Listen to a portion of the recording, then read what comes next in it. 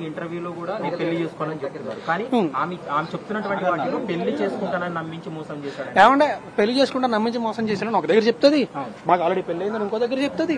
గుడిలో పెళ్లి చేసుకున్నా అది చెప్తే అబద్ధం చెప్పడం మొదలు పెట్టినప్పుడు ఏ అబద్ధం అనే చెప్తారండి. నేను నించోని నిజం చెప్తున్నా. నేను ఇందాక కూడా నేను మీ భయపడి మిమ్మల్ని ఎవరి వెళ్ళిపోదాను కదా, నిజంగా ఎంతో ఒక నిమిషం మాట్లాడాలి కాబట్టి కారు ఎక్కానంటే మా డ్రైవర్ తెలియక తీసాడు.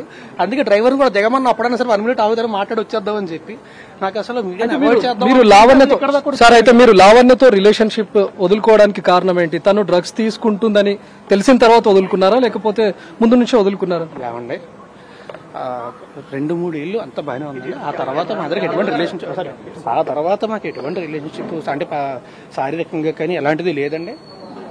అండ్ ఆవిడ వేరే అతనితో రిలేషన్షిప్ లో ఉండి నేను ఆవిడ దగ్గర ఉండాలి ఏంటండి